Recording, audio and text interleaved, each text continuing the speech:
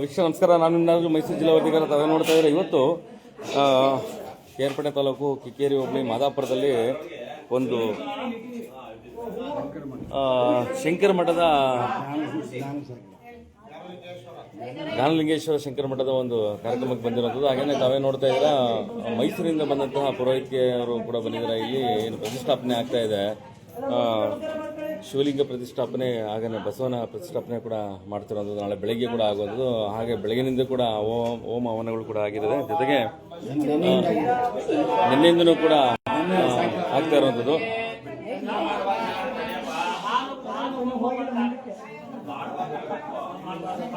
ಮಾದಾಪುರದಲ್ಲಿ ಮಠ ಇದೆ.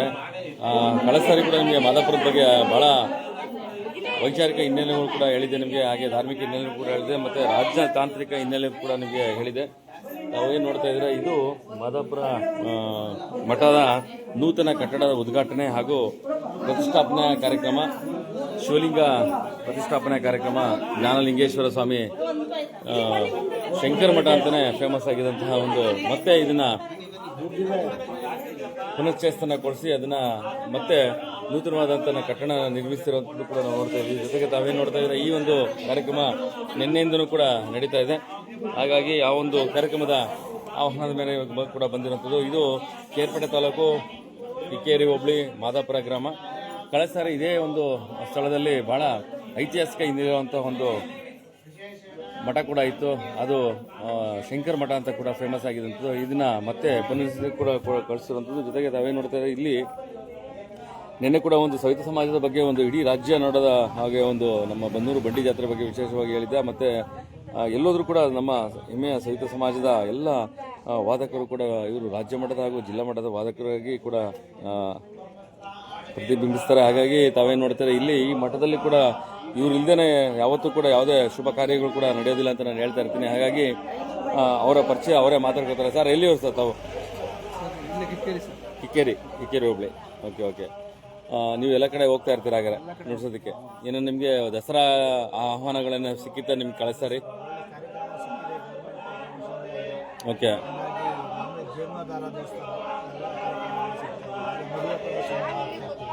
Thank you.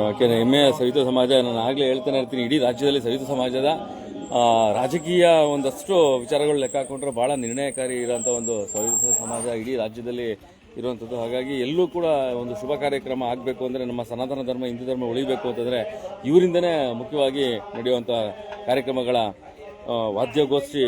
ಇವರಿಲ್ದೇ ಒಂದು ಹೆಜ್ಜೆ ಕೂಡ ಯಾರು ಇಡುವಂಥ ಒಂದು ವ್ಯವಸ್ಥೆ ಇರಲ್ಲ. ಹಾಗಾಗಿ ಇವ್ರಿಗೆ ಯಾವತ್ತೂ ನಾವು ಕೃತಜ್ಞತೆಗಳಾಗಿ ಇವತ್ತು ಸಾಮರಸ್ಯದ ಹಬ್ಬವಾಗಿ ಮಾರ್ಪಟ್ಟಿರುವಂಥ ಎಲ್ಲ ಒಂದು ಆಚರಣೆಗಳು ಕೂಡ ಇವರ ಒಂದು ಸಮ್ಮುಖದಲ್ಲಿ ನಡೆಯುವಂಥದ್ದು. ಹಾಗಾಗಿ ಇಲ್ಲಿ ತಾವೇ ನೋಡ್ತಾ ಇರೋ ಒಂದು ಸವಿತ ಸಮಾಜದ ಏನು ವಾಲಗದೊಂದಿಗೆ ಈ ಒಂದು ಕಾರ್ಯಕ್ರಮ ಕೂಡ ಚಾಲನೆಗೊಂಡಿರುವಂಥದ್ದು.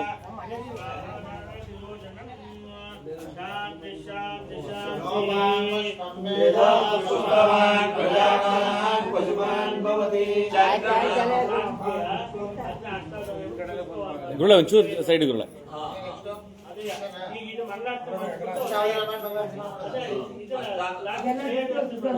ಶಿವಲಿಂಗ ಹಾಗೂ ಬಸವನ ವಿಗ್ರಹಕ್ಕೆ ಎಲ್ಲ ರೀತಿಯಂತಹ ಧಾರ್ಮಿಕ ವಿಧಿವಿಧಾನಗಳು ಕೂಡ ಮಾಡಿರುವಂಥದ್ದು. ಹಾಗೆಯೇ ನಾಳೆ ಬೆಳಗ್ಗೆ ಕೂಡ ಪ್ರತಿಷ್ಠಾಪನೆ ಆಗುತ್ತೆ. ಅದಕ್ಕೆ ಹಣ್ಣು ಹಂಪಲನ್ನು ಸೇವಾರ್ಥವಾಗಿ ಕೊಟ್ಟಿರುವಂಥದ್ದು ನಾವು ನೋಡ್ತಾ ಇದ್ದೀರಾ. ದೇವದೇವೋತ್ತಮಾಯ ದೇವತಾ ಸಾರ್ವಭೌಮಾಯ ಜ್ಞಾನಕೋಟಿ ಬ್ರಹ್ಮಾಂಡನಾಯ ದೇವತಾಭ್ಯೋ ನಮಃ.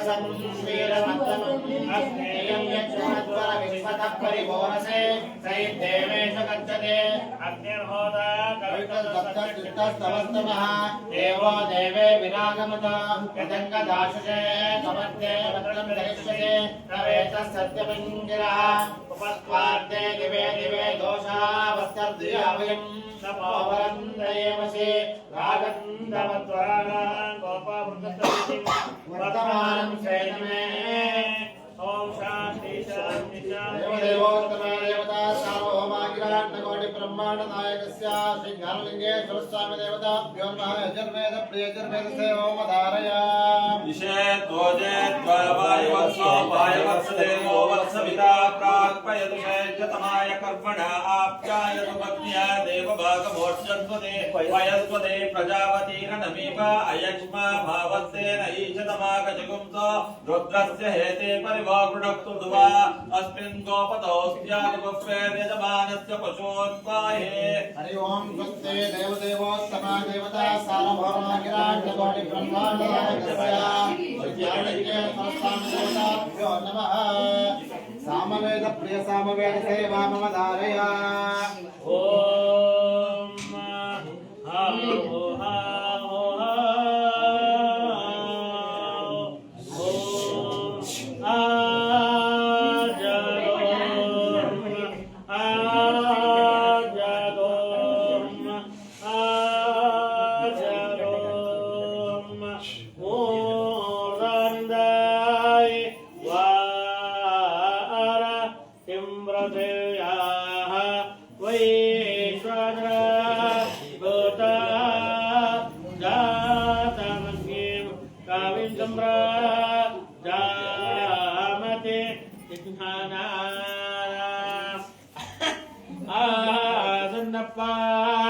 Tranjana Insadevaha